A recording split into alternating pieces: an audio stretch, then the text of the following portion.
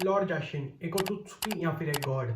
तो small PPs, अगर तुमने नारुतो सीरीज देखी है तो तुमने इस कैरेक्टर का नाम तो बहुत बार सुना होगा, लेकिन who the fuck is lord Jashin? तो अकॉर्डिंग टू हाइडन ये एक गॉड है और इसके फॉलोअर्स खुद को बोलते हैं जाशिनिस्ट। लेकिन अगर तुम इसके नाम को इंग्लिश में ट्रांसलेट करोगे तो उसका मतलब निकलेगा इविल गॉड, जो साफ साफ दर्शाता है ये एक इविल कैरेक्टर है। लेकिन क्या वो सही में एक गॉड है? तो थ्योरीज के हिसाब से देखा जाए तो वो एक ओत्सुकी है, और ये बात काफी ज्यादा सेंस भी बनाती है क्योंकि नॉर्मल कैरेक्टर्स के लिए ओत्सुकी गॉड से कम नहीं है, क्योंकि वो उड़ सकते हैं, वो अल्ट्रा स्ट्रॉन्ग है और साथ ही साथ रीजन तो है ही। तो लॉर्ड जाशिन जब पृथ्वी पर आया हो तो ऐसा हो सकता है उसने कुछ लोगों की हेल्प की हो या इवन कुछ लोगों को पावर तक दी हो। तो इस वजह से हो सकता है लोगों ने उसको पूजना शुरू कर दिया हो। लेकिन अगर तुम सोच रहे हो वो पृथ्वी पर कब आया, तो इसका आंसर मिलेगा तुम्हें बोरुतो सीरीज में। तो जैसा तुम इस फोटो में देख रहे हो, पृथ्वी पर टोटल 3 पेयर आए थे ओत्सुकीज के, जिसमें से एक था अपनी कागुया और इशिके का पेयर, दूसरा था किंशिकी और मोमोटिकी का पेयर, और तीसरा हो सकता है अपने लॉर्ड जाशिन और ओत्सुकी गॉड का पेयर। क्योंकि इन सब के अलावा पृथ्वी पर उराशिकी आया था, और उराशिकी तो एक फिलर कैरेक्टर है तो हम उसको नहीं गिनने वाले, और वैसे भी साला एक नल्ला कैरेक्टर था। 2 बच्चों ने, लिटरली 2 ने मिलकर उसको रासेंगन से पेल दिया, तो इसलिए मैं तो उसको ओत्सुकी भी नहीं मानता हूँ।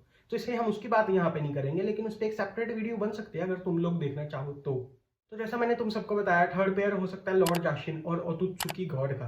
तो इसको जस्टिफाई करने के लिए मैं तुम्हें 2-3 रीजन और देता हूँ। तो पहला रीजन तो काफी सिंपल सा है, हमें अभी तक एनिमे या मांगा में इन दोनों कैरेक्टर्स के अलावा किसी की हिंट नहीं दी, और ना ही मे भी फ्यूचर में देंगे, क्योंकि देनी होती तो अब तक दे चुके होते। क्योंकि हमें पता है किशिमोतो सर कितने अच्छे हैं फोर शेडोइंग करने में। अभी तो उन्हें फिर भी 1 महीना मिलता है मांगा का एक चैप्टर लिखने में।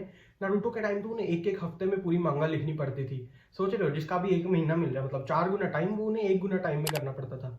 और अब तो इवन उन्हें 2 साल भी हो गया ब्रूटो की मांगा लिखते हुए, तो अब तक वो इजीली कोई भी फोर शेडोइंग दे सकते थे अगर उन्हें देनी होती तो इस वजह से हम कंक्लूड कर सकते हैं थर्ड पेयर उन दोनों का ही होगा। लेकिन जैसा मैंने कहा था 2-3 रीजन दूंगा, तो अभी बढ़ते हैं सेकंड रीजन पे, जो कि है कि ओत्सुकी गॉड को जब अपनी लास्ट चक्रा फ्रूट चाहिए था गॉड बनने के लिए, तब लॉर्ड जाशिन ने खुद को सैक्रिफाइस किया और किसी को अपना वेसल बना लिया कारमा का यूज करके। और अब वो बस इंतजार कर रहा है उसका ओत्सुकीएशन पूरा होने का, एंड उसके बाद वो भी खाए फिर अपना लास्ट चक्रा फ्रूट और बन जाए ओत्सुकी गॉड। एंड मैं ऐसा इसलिए कह रहा हूँ, अगर वो एक ओत्सुकी गॉड का पार्टनर था उसके गॉड बनने से पहले, तो मोस्ट प्रोबेबली वो भी काफी ज्यादा स्ट्रॉन्ग करेक्टर होगा, और उसे भी बस 1 या 2 चक्रा फ्रूट की जरूरत होगी खुद ब खुद एक गॉड बनने के लिए।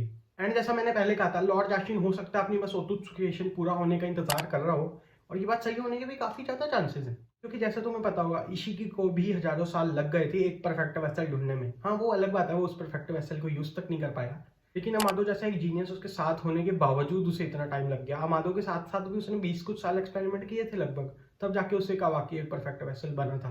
इसमें कोई बड़ी बात नहीं है कि लॉर्ड जाशिन को उससे थोड़ा ज्यादा टाइम लग जाए, या फिर जैसा मैंने पहले कहा उसकी ओत्सुकीएशन अब तक पूरी ना हुई हो, एंड इसलिए भी वो अब तक शायद सामने नहीं आ रहा, क्योंकि वो नहीं चाहता अपनी इनकम्प्लीट वेसल लेके वो जाए किसी से लड़ने और फिर उसका ही पत्ता साफ हो जाए।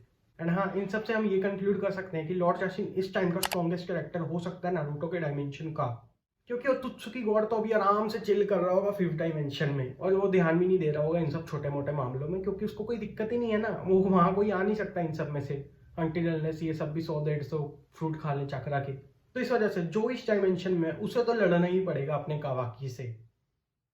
तो स्मॉल बेबीज, बताना आज की थ्योरी कैसी लगी। ये कंप्लीटली मेरी खुद की थ्योरी थी, बाकी तुम्हें ये नेट से कहीं मिल जाए तो कुछ कह नहीं सकते, लेकिन हाँ तुम जरूर बताना तुम्हें ये थ्योरी कैसी लगी, और मैं अब तुमसे मिलूंगा नेक्स्ट वीडियो में। तब तक के लिए बाय बाय।